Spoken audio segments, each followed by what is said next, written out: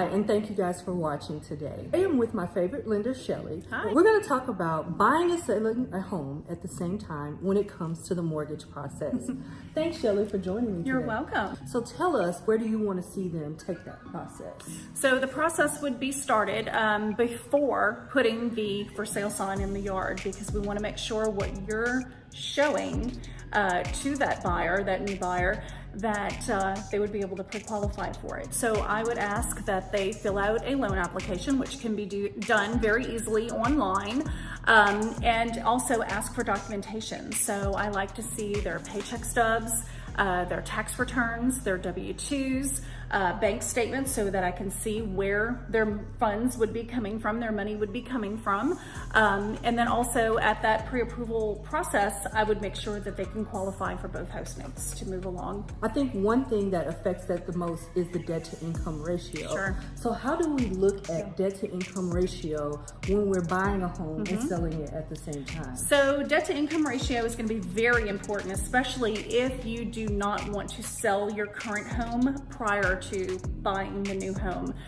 We would just need to make sure that you are qualified for both house notes, and also that you have a down payment to go towards the new house as well. Okay, and where do people who are typically buying a home and selling a home at the same time, where can they find that down payment if they're not using their home as a down payment? Well, so there's actually a couple of ways. 401k, stocks, bonds, mutual funds, maybe some savings that they have. If they do not sell that current home prior to buying the new home, there are minimum down payments that they can put down in order to keep the process rolling, write a contract on the new home. And so if you borrow against your 401k or stocks, bonds, mutual funds, or even your savings account, once you sell your current home, you can then reimburse yourself and put the money back. Okay, awesome. Shelley, tell us what the conversation looks like if a client cannot purchase the home while they have their home. So what are other options that they can do? Can they sell their home? Yes.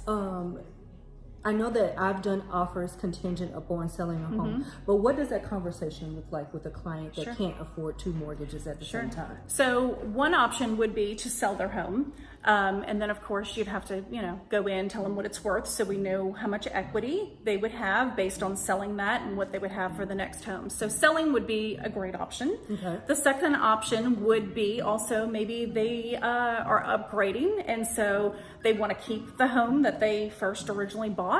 They can always rent it. Okay, and awesome. so we can use rental income towards the qualification on the next home as well. Okay, in between selling that home, can I still have the pre-qualification and my home has not sold yet? You can. So that pre-qual letter, a pre-approval letter, will be based on contingent selling that home. Okay. And so the pre-approval letter will just say that that client will need to sell their home. Okay. But you can go out and search and look and show, and yeah, they definitely will have a pre-approval letter in hand. Okay, awesome. So that's the most important part, is having that pre-approval letter in hand before you go out to communities, looking for that new home, so that you'll know exactly what you can afford and what you need to do in order to buy the new home. It makes the process less confusing and really more streamlined and easy. And less stressful. Awesome. That's how we want it to be. So in this video today, we talked about 3 things that are concerning when you are purchasing a home and selling your home at the same time. Those things were how the pre-approval process looks, your debt to income ratio, and what the down payment, how we can find money for the down payment on that new home. So thank you for joining me, Shelley. You're welcome. Thank you for having me.